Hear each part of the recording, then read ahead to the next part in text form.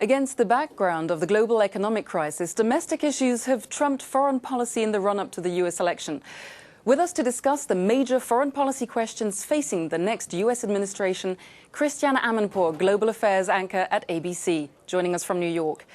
Christiane, what major foreign policy changes can we expect in the next 4 years? Is America's influence still as great as it used to be?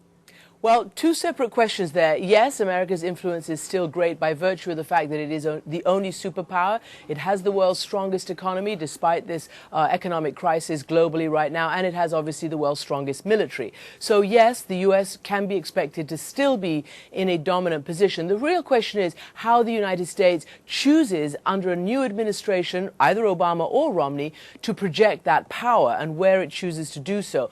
Will it choose to retreat because of the economic crisis and because of what both candidates have been saying, the need to do nation building at home and the need to get the economy really back on track to serious growth back at home? However, as you've seen in the foreign policy debate, there was not a whole lot of difference between either Romney or Obama on the major issues. Peace in the Middle East is all but stalled. Relations with Israel are at an all-time low. Can we expect the Middle East peace process to be revived? And which of the candidates is more likely to do that? Well, I don't think either, if you want my very frank analysis.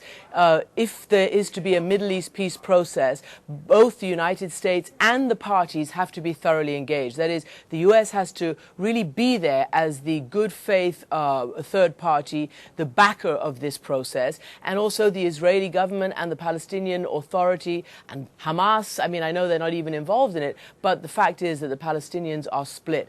Now, having said that, there's no indication at all that either candidate will use the full weight of the US presidency to throw it behind a renewed push for peace in the Middle East. What would you say is the biggest threat facing the US today? Does the main security threat still come from the Middle East, or is it no longer a security threat but an economic one coming from China? Obviously, there is an economic challenge from China. But by the flip side, if China's economic health is bad, that has a reverberation also on the United States and Europe. So nobody's wishing for a decrease in Chinese economic growth. Obviously, both candidates want to manage it better so that it's more advantageous to the United States. But in those foreign policy debates, President Obama identified terrorism as the biggest threat facing America going forward, and Governor Romney identified a nuclear Iran as the biggest threat going forward. During the third presidential debate, which was about foreign policy, the Eurozone crisis wasn't even mentioned. But how could this crisis impact on US-EU relations, bearing in mind that the EU is the largest trading partner of the United States? Well, precisely, and it was perhaps a glaring error. The only problem is that the US polling doesn't show the Eurozone crisis to be a huge issue. But even though the European sort of system doesn't play in an American election overtly, remember that when the United States wants to act anywhere in the world, let's just go back to Libya. Who did it call first? The Eurozone, Europeans. Who did it bond with? Who did it go into alliance with?